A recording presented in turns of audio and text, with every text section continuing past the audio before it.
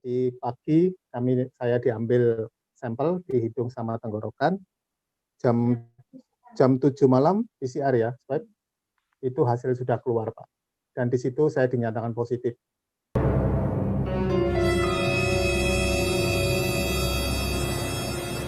Istri saya langsung panik, nangis, tapi saya kemudian langsung buka kamar baru, sementara pisah dengan istri. Ya, dan itu bukan tentang keangkuhan bahwa masjid tidak boleh tutup, tidak, tetapi semacam ada penjaga di mana masjid ini memang sebenarnya di saat krisis ini menunjukkan eksistensinya. Jadi pandemi ini bukan sesuatu yang alamiah, selalu ada campur tangan manusia di sana. Yang alamiah adalah virusnya, ancamannya, bahwa keberadaan virus itu manusia tidak bisa memastikan apakah itu ada atau musnah. Itu benar-benar alamiah. Tetapi pandemi itu selalu ada campur tangan manusia. Artinya apa? Bahwa penyebab pandemi itu yang utama sebenarnya bukan virusnya, tetapi adalah manusianya. Kenapa saya berani menyampaikan seperti itu? Kalau kita lihat di gambar ini, coba kami gambarkan bahwa pandemi ini disebabkan oleh 3 hal, yaitu adanya virus yang ganas, kemudian manusia yang rentan atau yang ringkih, kemudian fasilitas ataupun kapasitas, baik itu fasilitas kesehatan atau lingkungan yang buruk, yang ketika ketiganya ini bertemu, maka itu akan terjadi pandemi. Nah, ini sedikit gambaran, mungkin yang menjadi kekhawatiran banyak pihak, bahwa penularan penyakit COVID ini, ya, sejak awal WHO sudah mengatakan ini melalui droplet. Droplet itu adalah apa istilahnya, tetesan atau cipratan dari dahak kita ya, saluran nafas, bukan hanya liur ya, tetapi dahak. Dahak itu berarti yang di apa istilahnya itu di dalam saluran pernafasan.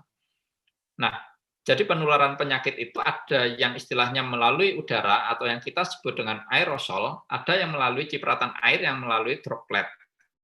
Nah, karakteristik dari droplet ini, ya, ketika orang berjauhan, itu tidak bisa droplet itu meluncur terus. Dia pasti pada jarak tertentu dia akan jatuh ke tanah. Ketika dia jatuh ke tanah, maka itu sebenarnya tidak lagi bisa naik sendiri kemudian masuk ke hidung orang lain sebenarnya. Ya. Sehingga kenapa protokol utama dari WHO itu adalah jaga jarak yang paling utama. Bahkan WHO menulis penggunaan masker itu tidak menggantikan pentingnya jaga jarak. Ya, dan itu sebenarnya yang harus kita kejar. Ini saya sedikit mensimulasikan supaya bisa memahami. Ini saya ambil, ini 1.000 orang ya, 1.000 orang dalam populasi 1.000 orang ya, taruhlah dalam satu desa itu, di mana yang positif itu ada 8%, berarti sekitar 80 orang. Yang kuning-kuning ini yang sakit. Ini kalau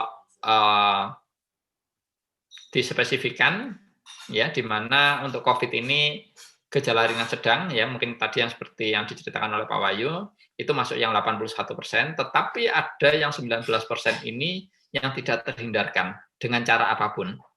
Ya, jadi orang-orang yang merah ini orang yang mau dikasih oksigen sebesar apapun dia tetap akan parah. Ini sama dengan apa ya?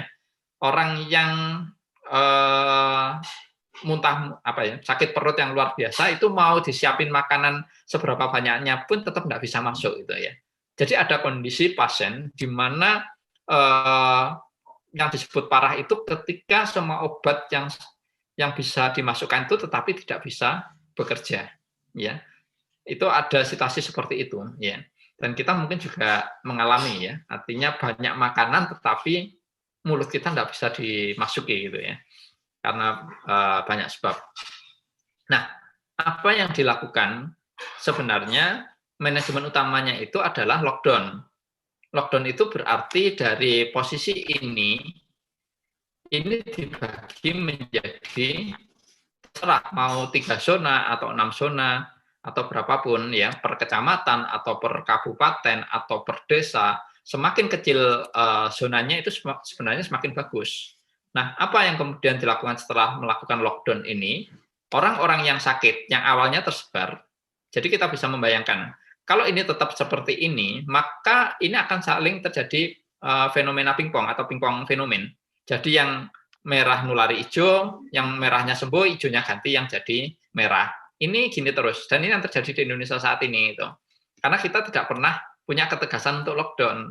Nah, ketika kita berani lockdown seperti ini, ya sebenarnya apa yang terjadi? Kalau kita perhatikan di sini, maka ini daerah yang terdampak baik secara psikologi, secara kesehatan, secara ekonomi, secara spiritual, ya itu dan pendidikan itu menjadi luas. Tetapi ketika kita melakukan lockdown, ini sebenarnya menjadi daerah-daerah yang sini, ya, di mana orang yang sakit itu ditarik dalam satu titik, di safe house untuk yang sedang dan yang parah dirawat di rumah sakit. Ini sebenarnya kita bisa membebaskan ini.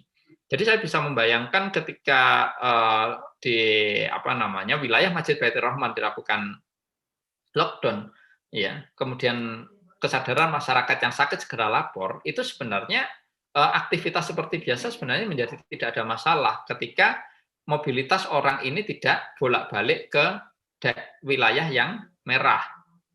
Dan sebenarnya targetnya seperti itu, gitu. Artinya menyelesaikan kasus ini wilayah per wilayah. Kita tidak bisa menyelesaikan langsung satu negara. Nah, ini sebenarnya semacam mengumpulkan, dan ini saya pikir yang bisa melakukan adalah yang bergerak di bidang pendidikan ataupun di bidang agama, gitu. Artinya yang terbiasa bagaimana mengumpulkan, ini yang belum terlalu paham disendirikan, yang sudah paham dikelaskan sendiri. Jadi itu yang namanya kemudian diklaster kan gitu. Ya, dan klaster ini sebenarnya bukan konotasi negatif. Klaster itu sebenarnya memisahkan mana yang sakit, mana yang tidak. Yang tidak itu supaya bisa melakukan aktivitas seperti biasanya. Ya, karena bagaimanapun juga menjaga jarak, menggunakan masker itu bukan hal yang alamiah buat manusia itu ya. TBC dulu juga lebih mematikan. Buktinya selama ini kita tidak menggunakan masker, tidak jaga jarak, tidak ada masalah. Kenapa? Karena bakterinya sudah bisa diturunkan dan bisa diisolir. Nah, COVID ini belum bisa gitu ya. Tapi itu yang kita usahakan. Bagaimana kita kembali sealamiah mungkin.